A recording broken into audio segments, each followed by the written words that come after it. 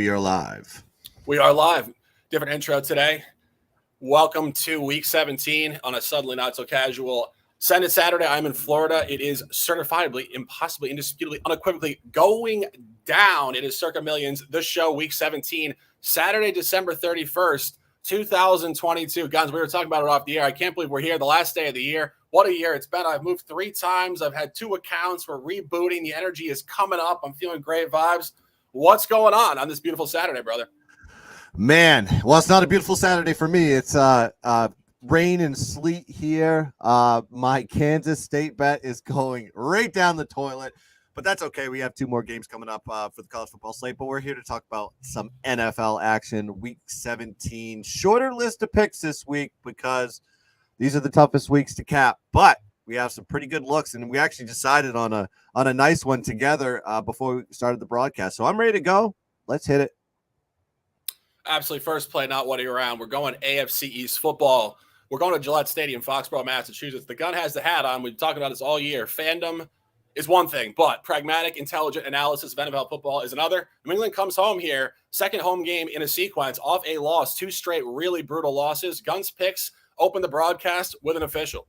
Yeah, well, Miami is also a sinking ship as well, but I think New England just had some really bad breaks as far as their losses are concerned, especially back-to-back in that matter.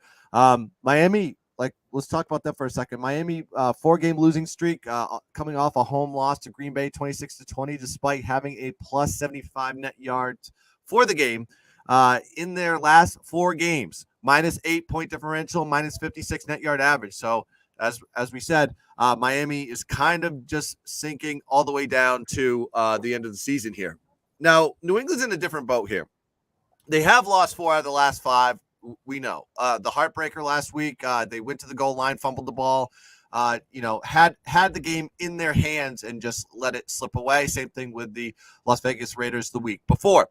Now you got to look at Miami here. Miami, they don't travel well. We talk about this over and over again with Miami when they're on the road. Minus 7-point differential, minus 19 net yard average on the road this season.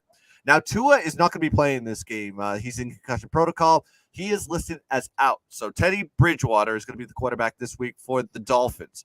The guy hasn't taken a snap since week 6 in Minnesota. So that's the last time he's actually got some playing time for the Miami Dolphins. New England is a team you just want to buy right now. They're 3rd in defensive DVOA, where Miami is ranked 18th.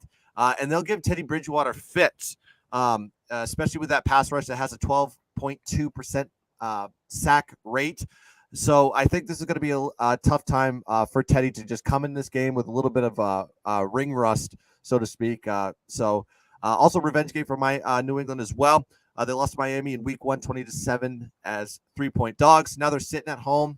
Minus 2.5, minus 3 home favorites. And when you actually look at this matchup, I thought this was interesting. The home team is 15-4 against the spread when these 2 teams meet. Miami is 2-5 against the spread in the last 7 road games, and Miami is 2-8 in the last 10 games in New England. So New England here is fighting for a playoff spot. I think Bill Belichick will have these guys primed and ready. I think he's really mad about the losses that happened back-to-back on just bonehead type of situations, uncharacteristic of typical Bill Belichick teams. So I'm going to be rolling with New England here, minus 2.5, 2-unit special. Yeah, full alignment from me here. And you mentioned it, a lot of great points there. I'll jump off it very briefly. But, when you really start to go through the Patriots schedule, you mentioned they've lost 4 out of 5. They were 6-4 after a win against the Jets at home in week 11. And maybe not coincidentally, that was their last home win and a cover. And it did come in the division on a very similar line versus a very similar opponent type.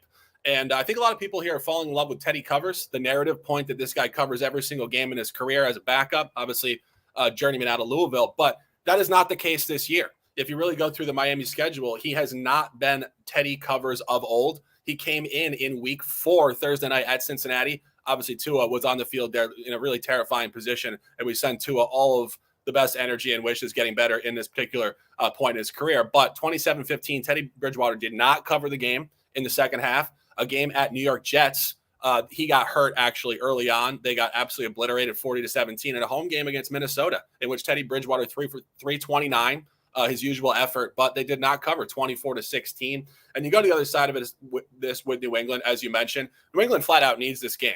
They're hovering right at the back end of the AFC playoff picture. They've lost 2 in a row, 2 straight, absolutely excruciating losses. We talked about this last week with the game at Vegas. One of the worst losses in NFL history. That throwback play was just inexcusable.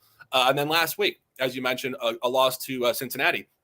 Even more noteworthy in that game, actually, Nick Folk, 2 missed extra points in the game, which would have allowed them to kick a field goal to tie the game. And they probably would have never been in that position really running it to fumble anyway, if that's potentially the case. And one final point here, line functionality within the division as a dog at Miami in week 1, 20-7, where Patriots, doesn't matter if it's Mac Jones or Tom Brady, they just don't play good football in Miami. Miami's won a sequence of games against the Patriots in the Mac Jones era. Big revenge, a lot going on here at a huge, huge spot for the Patriots to get off this mini schneid. 4 losses against very representative opponent types. Miami in a brutal spot here. We're on it officially at -3. It's 2.5 now, 1 unit. Next play, as I bring it back into the StreamYard, I am on a laptop for the first time in my recording career here, so we're juggling a lot of stuff. Next play, I'm going to Detroit, and we're talking about Detroit -6, 1 unit. A lot going on in the Detroit game as well. We had talked about this numerous times. We backed the Chicago Bears with efficiency to win numerous times this year, mostly at home. I had suggested last week, I thought it might be a crater zone spot for them off a cover the previous week against Philadelphia, playing all these contenders at home back to back to back. At some point, it had to come to an end. It did come to an end with emphasis in the second half last week. I think this continues going that direction. And I think if you can really cross-reference one particular game for Chicago, week 2 at Green Bay. Green Bay obviously lackluster this year. Green Bay did hammer them 27-10 on a similarly strong double-digit line here. Detroit has not been laying this type of line in years at home, and certainly not in the division versus a Chicago team that has owned them for a while. Detroit is coming off a brutal loss last week. The last time they got hammered, they came back and they hammered Jacksonville. They are 3-0 ATS last 3 off of a prior loss in the previous week. All boxes are checked in this environment. This is Dan Campbell. This is home team football. I think the first half has a lot of access here too. This team loves to come out and ball out at home. And one noteworthy point, going back to when they started to win games, I've said this week after week, it's like basketball. You don't believe in yourself. You see the ball go in the hoop. All of a sudden you remember, you know what? I am pretty damn good. I know how to play football. These are all professional athletes. They forgot how to win. Now they know how to win. They did beat Green Bay straight up 15-9 going back 6 or 7 weeks. This could be a blowout spot here on tomorrow, Sunday, January 1st, 2023. We're on the Detroit Lions at -6, 1 unit. Going slightly later on. Actually, no, we'll stay at 1 o'clock because we were just talking about this game. We really want to talk about this game. And this game has a ton of intrigue. We're going down to Arrowhead, and we're going to the road locker room. Russell Wilson and the boys come in here at a +12.5 figure. A lot of narrative points to cap in this game. Guns, I'll throw it to you, and then we'll jump off it. Yeah, I mean, you have the coach getting fired. They finally got rid of Hackett. This is a good thing for Denver. So they put Jerry Rosburg as the interim coach, and if you don't know who he is, well, probably not many people do. He's a special teams coordinator for the Ravens for years. Came in to help with clock management for Nathaniel Hackett. Now he's going to be the interim coach for this one. It sounds like the boys are playing full pads all week. When we talked about it before, and you have this egregious line at +12.5 for Denver. All of that's more predicated on the public perception of coaches getting fired. They're completely disorganized. They're completely in disarray. Kansas, the Chiefs are running to the playoffs for the number 1 seed. They're playing for a lot more. They're going to be more inspired, and they're going to go and crush Denver. I mean, well, Denver still has a good defense. They've already played each other earlier this season. Denver at home, they only lost by 6 points. They actually put up 28 points against this Kansas City defense. So, Denver can't score points. Well, they can score against Kansas. They score against the Chiefs.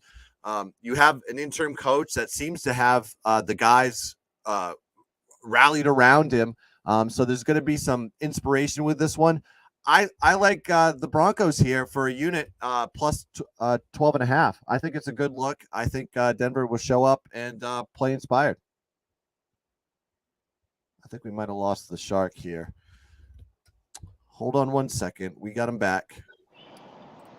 There we go. All right. I just finished my rant. Denver plus 2.5, 1 unit.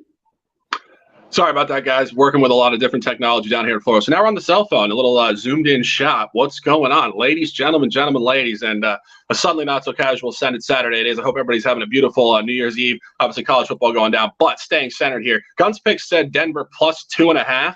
I couldn't talk you off plus 2.5, Guns. I think they might come in here and win the game. Okay, yeah. I said 12. I'm on 12.5 for the record, not 2.5. Well, I mean, I think Guns is onto something here. I think the alt line could have some access.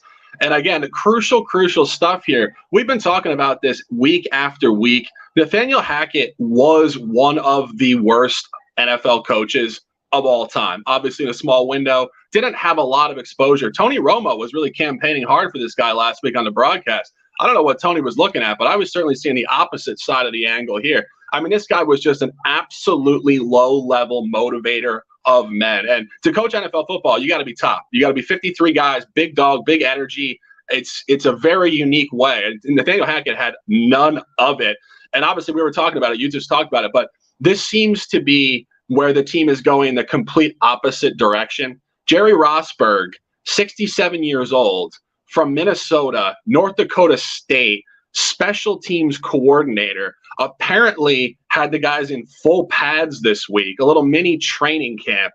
And Guns and I were discussing this off the air, but he seems to have balanced putting the team through a bit of a boot camp reboot, while also within the media, and I think the locker room, coddling the psyche of Russell Wilson to a certain degree. So it's the beautiful balance of kicking some ass, but also knowing who needs to be built up, not further beat down emotionally. I think this team's going to come in here and ball. And we talked about this week after week with Kansas City. Kansas City laying big figures at home is purely a sell spot. And statistically within this season, they're actually even more of a sell. The team is 3-0 ATS at home last three, all outside of the division. And very important stuff, really, really tight, fortunate covers. They covered a 9.5 against Jacksonville, and they won by 10. Jacksonville made a couple small mistakes to not cover that. They covered a 15.5 against a third-string quarterback for the Rams by a half point yet again on a late turnover and late field goal to get to that 16 margin.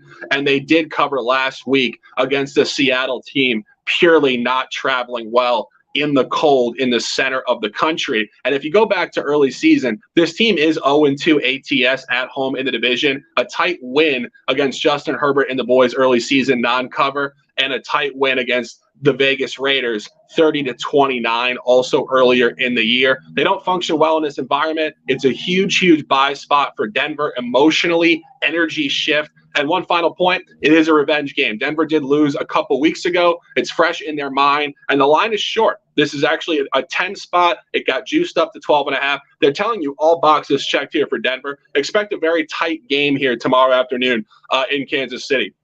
Denver plus 12.5, 1 unit. Obviously, I don't have the laptop here, so we're going to keep flowing through. Guns picks, next play, the LA Rams plus 6.5 at the Chargers. We've discussed this all year. Chargers oftentimes right on the number. However, Baker Mayfield coming in here has shown a lot of life and energy, plus 6.5 an official.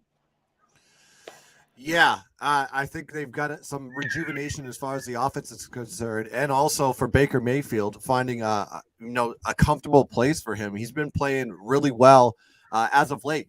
Now you got the Chargers here. Let's talk about them for a second. Coming off 3 straight wins, they beat Miami, Tennessee, and Indianapolis. Plus 5 point differential, plus 104 net yard average in the last 4 games. Now you got the Rams. They're off. They've won 2 out of their last 3 games, including a absolute drubbing of the Denver Broncos, 51-14 last week. Last 4 games, they've just been playing really well. Plus 6 point differential, minus 66 net yard average. I know the minus 66 net yard average may throw you off, but you have to understand a lot of defensive injuries have happened on the LA Rams side that have kind of constituted a lot of their regression as far as their defense is. Now you got the Rams found some life, like we just talked about with Baker Mayfield. Since stepping into the role, he is 2-1 straight up with a 69% pass completion rate, 6.8 yards per attempt, 4 touchdowns, and 1 INT. And when we talk about the Chargers, you got to talk about their rush defense. It's absolutely terrible. They give up 5.3 yards per carry on the run, 141 yards per game. Now you got the Rams, not known for having a strong run game, but if you've actually seen the last few weeks, they've actually improved dramatically. They put up 5.2 yards per carry versus Seattle, 4.2 yards per carry versus the Green Bay Packers, and 4.4 yards per carry versus the Denver Broncos. So with that being said, I just like the Rams in this spot. I just think they're the hotter team. I know there's a lot of key injuries there, but with Baker Mayfield under center, I think he can keep the game close versus this Charger team. So I'm just going to be going with the LA Rams plus 6.5, and it's a 1.5 unit play for me. Love that. Next play, we're staying at 1 o'clock. My last official play here of the broadcast. We will discuss all the rest of the games, but we're going Carolina Panthers at +4, 1 unit. I had mentioned on Twitter earlier this week I'd have one additional play. We have two additional plays. Of course, Denver +12.5 and Carolina +4 here. But yet again, a lot going on here, and we like divisional football. It's a key point, and I made this comment going back to week 1. We want to be right here, and we're very blessed to be right here, where we have second matchup data analysis. And you really start to go through this divisional matchup. Go back earlier this year. Tampa Bay did lay a complete egg at Carolina, a 21-3 loss. But the key point in that game, Tampa Bay was laying 11.5 to 12.5 points in that game. And now they come home and they lay a very short 3 with a little bit of steam going the other direction. And you look at what's going on with Carolina. This is purely a playoff game. They need to win this game to stay in contention to win what is obviously a highly, highly lackluster, mediocre NFC South division. But I think that they are coming, and I think they're coming hard. And I think, again, what we talked about with Denver, this is centered on interim coach Steve Wilks. And you look at Steve Wilks, I was listening to him in the press conference last week. He honestly reminds me a lot of Mike Tomlin, just the way he talks, his energy. He has a big energy about him. And I think he's really cultivated this locker room, obviously coming off of Matt Rule. And I think it's a very, very similar switch as we just discussed with Denver. Matt Rule, offensive guy out of college, kind of soft-spoken, not able to motivate. Steve Wilks, defensive guy, went to App State. He's from Charlotte originally. This is his home turf. He was with the Carolina Panthers when they won the Super Bowl. When they went to the Super Bowl in 2015 against the Broncos. He spent a lot of his time in North Carolina, college, and he's coached Carolina in 2 stints. And it seems like the locker room is behind him. A lot of the points I was listening to this week were suggesting the players want this guy hired full time, and there's no way around it. This guy's not an interim coach in this league. He had one shot in Arizona. He went 3-13, and he was canned very quickly. He gets his shot here. I think this is really where this team steps up. And you look at Tampa Bay. Tampa Bay is purely and utterly lackluster. I think people continuously want to buy Tampa Bay. And I say to you guys, at what point do you say, you know what? This is just not a great football team. This team, I believe, again, I don't have my numbers right in front of me. I believe they have not covered one home divisional game all year. And I think they haven't covered any games all year at home versus anybody. And I think it's very situational, and I think you can cross-reference it with how they played against New Orleans going back a few weeks. New Orleans was a short line for the Bucs. It was a line leaning towards New Orleans. The Bucs played their usual lackluster football. They don't play great football for 3.5 quarters. They find some energy late. They did backdoor the game and win the game 17-16. I think this game is going to be very, very similar. I think it's going to be a low-scoring game, and I think getting that number at +4 is very important. This is going to be a tight game as they play for the division. 1 unit official, Carolina Panthers +4. We want to throw out a couple games very, very quickly. In the 1 o'clock slate, there are 3 games that we looked at, and we decided there's absolutely no access.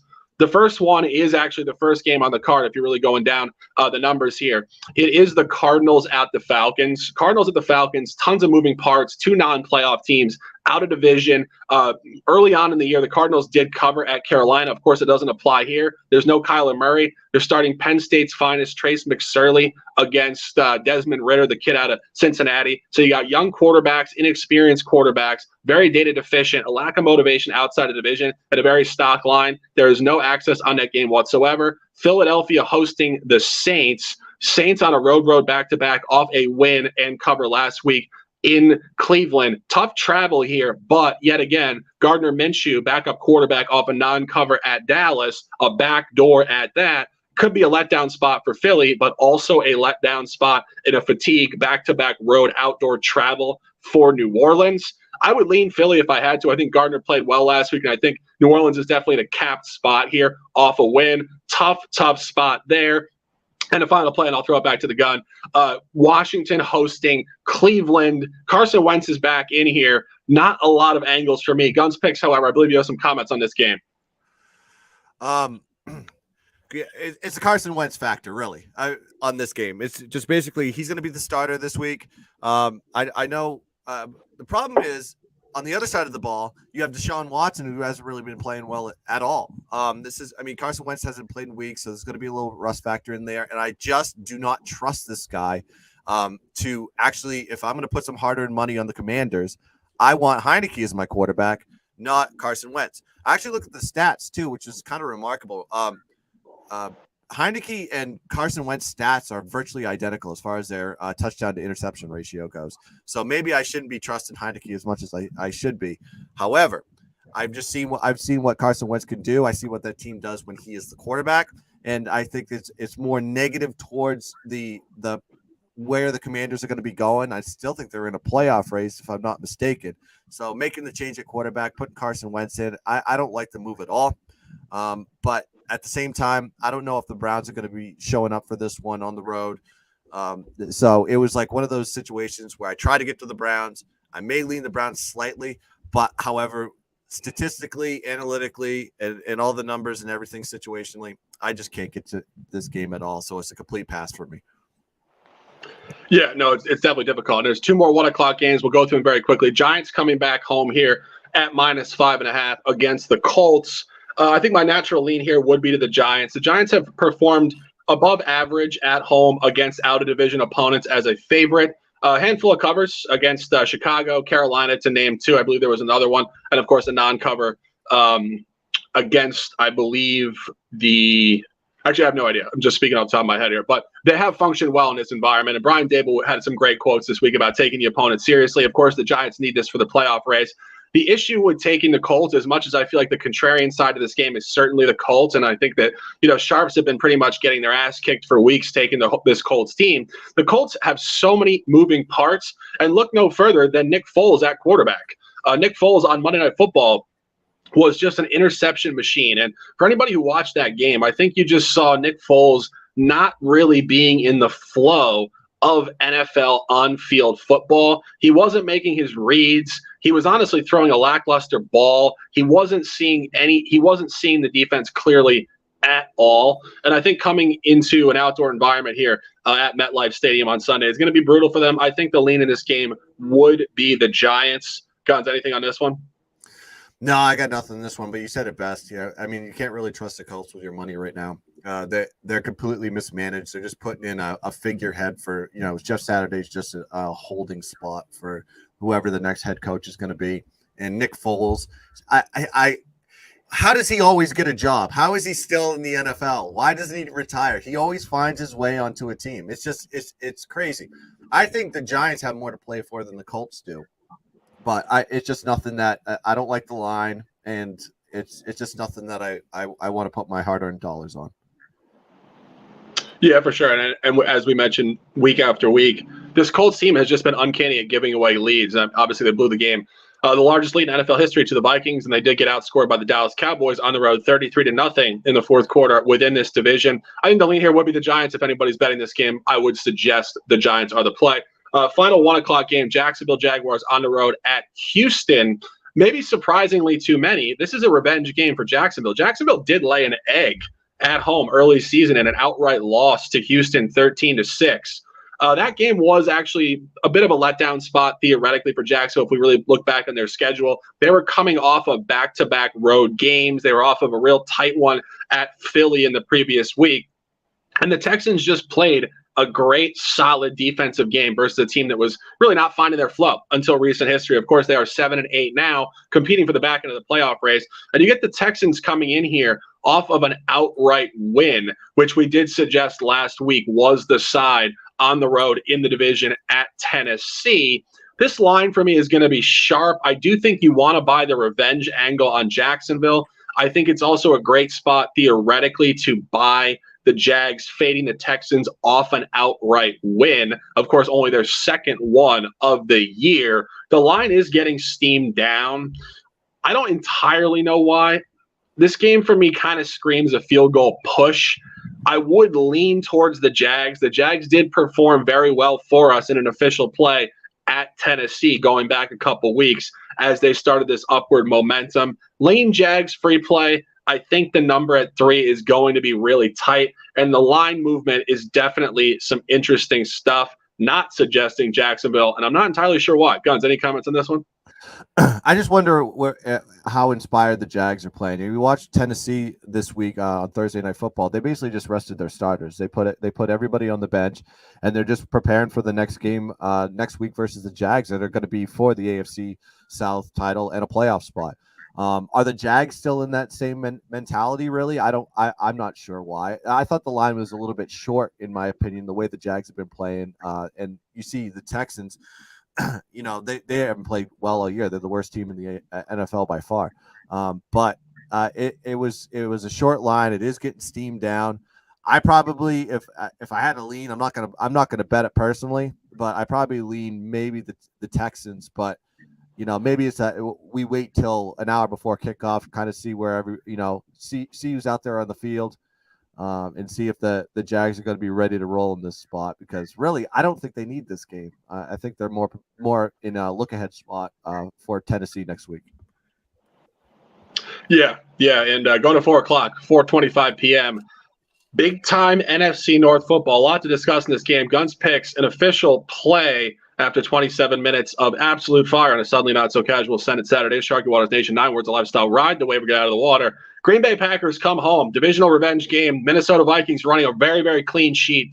How many games in a row can Minnesota win by one possession? They are currently 11-0 against the straight up money line in one possession games. This game should be tight. Rodgers and the boys should have motivation outdoors at Lambeau. New Year's Day 2023. Guns picks an official. This one's a big box checker. It's probably my top play this week. I like Green Bay. I think they're steamrolling to probably a playoff spot. I think that if they win the rest of their games, they'll be in. Now Green Bay coming out that 3-game win streak, road win over Miami, a good road win, 26-20, despite having a -75 net yard average for the game. But Green Bay's been playing well, plus 5 point differential. -27 net yard average in the last 4 games. So they're winning their games and they're cruising along here. Minnesota's won 4 out of the last 5 games, 0 point differential, -41 net yard average in the last 4 games, and they've won 4 out of the last 5 games. I can't figure this team out and how they keep winning. The Minnesota's weakness, obviously, all season long, they have one of the worst pass defenses in the NFL. They give up 281 yards passing to their opponents, 67.1 pass completion rate, and they also give up 25 points per game to their opponents. So this is a team defensively.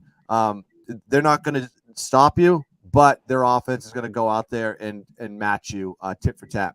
But Green Bay's also in a revenge spot. They did play in week 1, Minnesota won the game 23-7.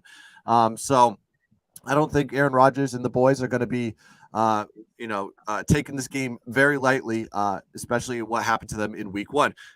Green Bay also played playing for their playoff lives. Like I said, they're cruising along here, and it leads me to believe that you may be seeing the Packers playing in a wild card game coming up in a couple weeks here. Also, Green Bay covering their last 3 games overall. Last 3 games, Minnesota 0-3 against the spread in their last 3. Minnesota 4-9 against the spread in their last 13 versus Green Bay, and the home team in this spot 7-3 against the spread when these two teams meet. So simply put, I don't think Minnesota's record really shows statistically how overvalued this team is, where you have a Green Bay team that's on the up and up and cruising along, finding their rhythm. It seems like Aaron Rodgers and the receivers are starting to get a little bit more of a dynamic with one another. So things are moving along, and they're running the ball really well too. So it's the reason why Green Bay's favored in this one, and they're sitting at 7-8 record. Give me Green Bay -3, 2-unit special. Yeah, I couldn't talk you off this one. I'm not on this just because I mean, there's numerous reasons. I just don't love Green Bay. I'm not going to go into detail because I think the gun makes a lot of great points on this one, but I'm not on this game. So continuing in the 4 o'clock slate here, two more games, then we'll go to the nightcap where the gun has his final official. New York Jets come on the road at Seattle. A lot of moving parts in this game. The Jets need to win football games, and I think obviously removing Zach Wilson out of the starting position is certainly going to jump off in that direction for them. Mike White coming back here on the road.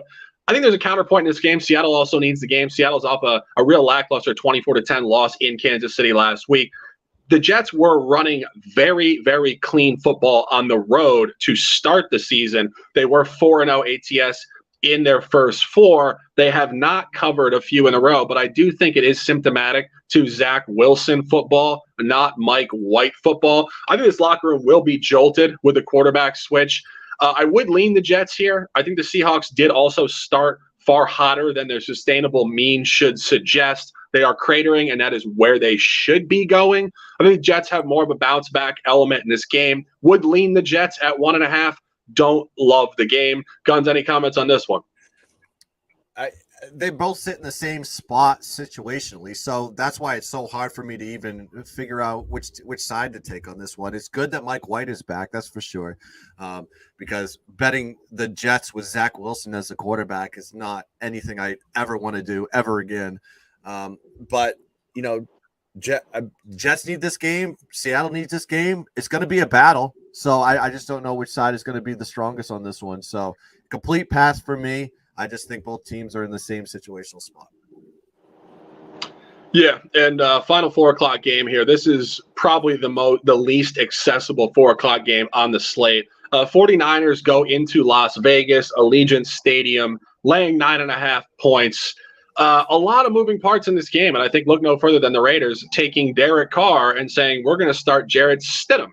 And I'm not entirely sure why that is. I think to a certain degree it is recency bias. Of course, last week, Derek Carr with 3 interceptions in a road loss. The team is now completely cratering outside of the playoffs. And I think Josh McDaniels wants to see what he has to a certain degree with Jarrett Stidham. Maybe a little bit of bias. Obviously, Jarrett Stidham drafted, I believe, by the Patriots going back a few years out of Arkansas. I think McDaniels has a little bias to Stidham just from the Patriots, and I think also, again, recency bias to Derek Carr throwing a lot of interceptions to give away games. I believe he leads the league in picks. Devontae Adams making a lot of comments about Derek Carr being his brother, his boy, everything, not liking the move. I think the Raiders are in turmoil here, and I don't think Stidham turns up. Would lean the Niners at a chalk spot here. Don't love the game. Final game on the card, 8:20 p.m., big-time football, AFC North battle, Baltimore Ravens, Pittsburgh Steelers, Guns picks, an official. Yeah, I'm going to be going with the road dog here in the Pittsburgh Steelers, +3. This is a 2-unit play for me. Looking at Baltimore here, Baltimore coming off a road win over the Atlanta Falcons, 17-9, despite having a -28 net yards for the game. Baltimore is +1 point differential, +2 net yard average in the last 4 games. Now, Pitt's been playing great as of late. They've won 5 out of their last 7 games, and they're off a nice home win versus the Las Vegas Raiders, 13-10, +149 net yards for that game. They have a +3 point differential, +83 net yard average in the last 4 games. Now you got Baltimore struggling very much on the offensive side of the ball. They averaged 12 points per game in the last 4 games, 304 yards of total offense. This is primarily due to the fact that Lamar Jackson, he's been hurt. He's got a knee issue, and he won't be playing this game either. Looks like they're going to have to go with Tyler Huntley once again, and that doesn't bode well for the Baltimore offense whatsoever. Just their offensive woes I believe, will continue, especially against this good Pitt defense. And when I talk about Pitt's defense here, last month they've really stepped up their game. They've held their opponents to 256 yards of total offense, 3.7 yards per carry rushing, and 146 yards passing. So this is a turned up Pittsburgh defense. Also, they're going to get Kenny Pickett back this week, so maybe a little bit boost on the offensive side of the ball as well. Baltimore won the first matchup of the 16-14 3 weeks ago versus Pitt, so it is a revenge spot for the Pittsburgh Steelers here.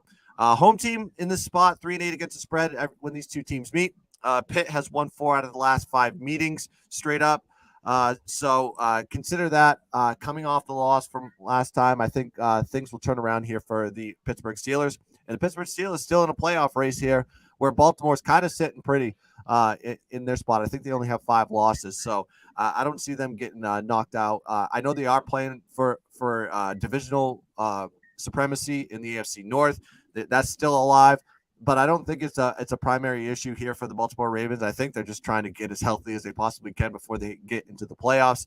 And you, as we all know, history. I mean, their offense right now looks like the Denver offense, so with Russ Wilson behind it. So I'm going to be riding with the Pittsburgh Steelers here, +3. It's too easy to play for me.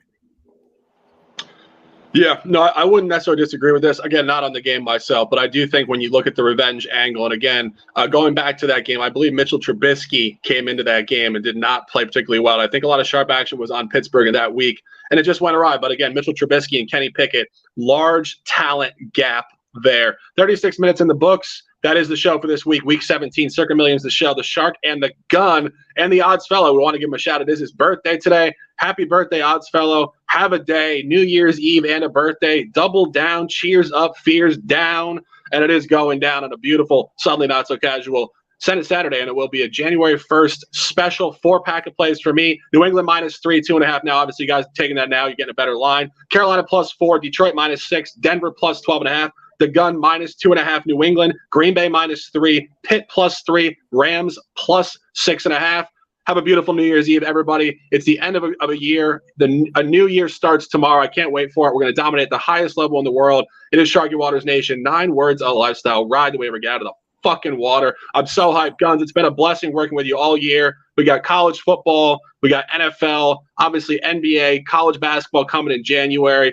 The world is ours. Everybody in the chat, we're sending you the best vibes. I'm on a cell phone. It's coming directly out of me. I feel immense energy. Just sending you guys the best energy in the world. Guns Picks, a true pleasure working with you. I appreciate you as a partner. We're going to be doing so much work next year. Have a hell of a New Year's Eve. Close them out, and let's dominate. Yeah, it's been a great year, man, and Happy New Year. We had a tremendous year of content, and we're going to continue this on into 2023, so I'm actually looking forward to it. Don't forget, there's some college football playoff plays here. I'm going to be on TCU and Ohio State, and might as well sprinkle on the money line on both of those games. I'll post a clip here before the kickoff, so at least for the 4 o'clock game. So thanks for joining us once again. Appreciate all you guys that have joined us all season and made the channel grow. Make sure you subscribe to the channel, and hit the bell so you see all the notifications for all the live content that we put on this channel. So good luck with your bets. Let's cash some tickets, and as always, let's keep dancing.